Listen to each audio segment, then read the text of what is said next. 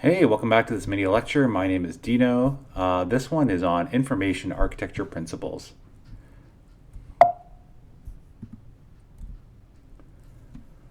The focus of the video is to explore various principles of information architecture. So I'm going to go over 8 different principles. I'll go over them one by one, and hopefully when I get to 7, it will give you the resolve to get through 7 and all the way to 8. So hopefully we can get through this together, friends, which there is maybe 5.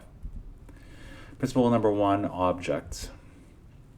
Quote, content should be treated as a living, breathing thing. It has life cycles, behaviors, and attributes. That's from Klancar 2023. When you have content, some people mistakenly think, hey, I have a website. For example, I put up a piece of content, some video, some audio, some text, and they leave it alone. It's an inert object that should not be changed. Instead, we should think of content as being a living, breathing thing that has life cycles. Like it does not last forever. Say, especially if you're like in the news business or doing something like in current affairs. Also, in terms of its behaviors and attributes, like depending on you want to treat video content differently from audio content differently than textual content. Principle number 2: choices. Less is more. Keep the number of choices to a minimum. Oftentimes, people can become paralyzed when there's an overabundance of choices. Think, for example, if you're really hungry at night and you go to a section like the yogurt section of a mall. You just want to get some yogurt, and there's so many different types. You don't know which one to take, and it becomes so overwhelming that it can become quite laborious and frustrating to go through. Try to keep the number of choices to a minimum. Obviously, you want to present the breadth of your content in a way that's reflective of you or your organization, but you want to make sure that it's not overwhelming to the user and the viewer. Principle 3: disclosure. Show a preview of information that will help users understand what kind of information is hidden if they dig deeper. Maybe the best analogy is when you have like a cursor on a part of a website and it discloses more information below the hover.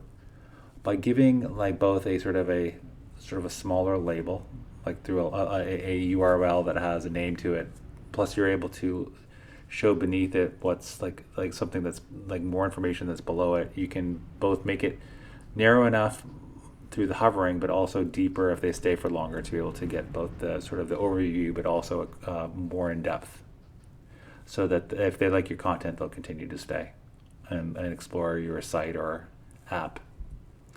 Principle 4: exemplars. You want to show examples of content when describing the content of the categories. I think that this is maybe the best example, but it's a good example to sort of illustrate this point.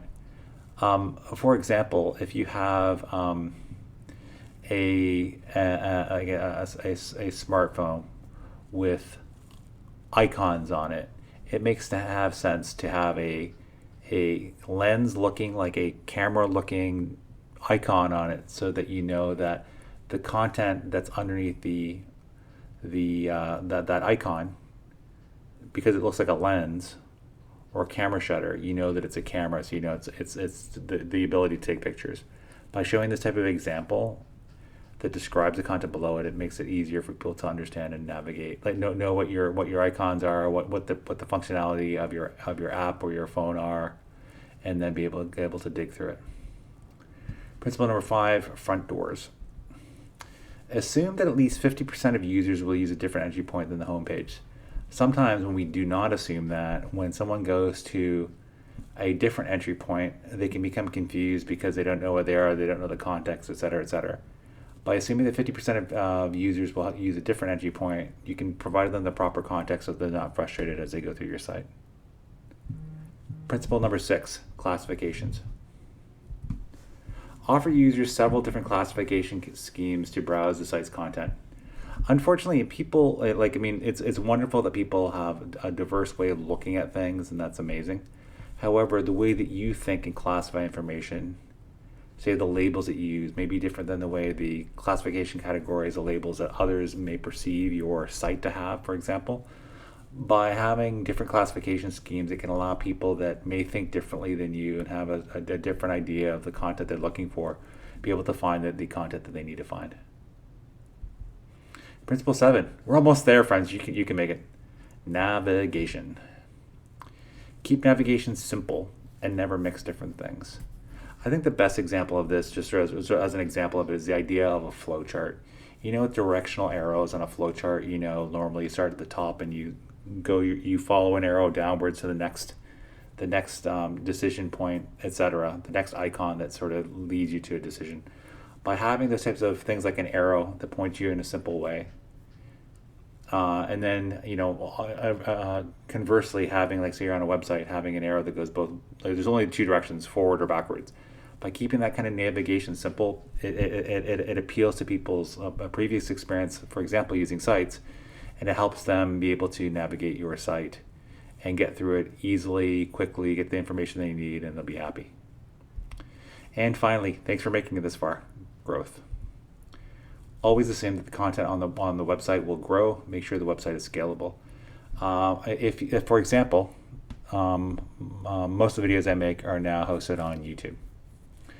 And over time, I've had more and more videos, as you'd imagine. Most of my photography is on Flickr. As you imagine, over the years and years I've shot photos, I have more photos on the site. I can assume I have a website. I have a WordPress website where I write stuff. You'd assume that over time I have more content. Over time, most websites will grow. You're going to discard things. Maybe you have this piece of work you're not as happy with, and you will pare things down. But for the most part, the content on your website will grow. For that, make sure the website is scalable. Make sure the categories you have represent the totality of the content you have. And there's a lot of other decisions you need to make sure that your website is scalable.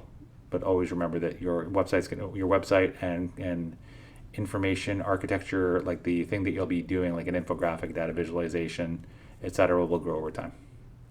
Again, so keep that a holder for it, the website, etc. So keep it scalable. That was Information Architecture Principles. Thanks for watching. My name is Dino. Please feel free to like this video if you liked it. Please feel free to comment if you'd like. Which of those principles of information architecture did you like? Are there ones you disliked? Did some make more sense than others? Or are there new ones that you've learned that you're going to try and follow? Finally, if you like this type of content, please feel free to subscribe to this channel. As always, thanks for watching. Take care.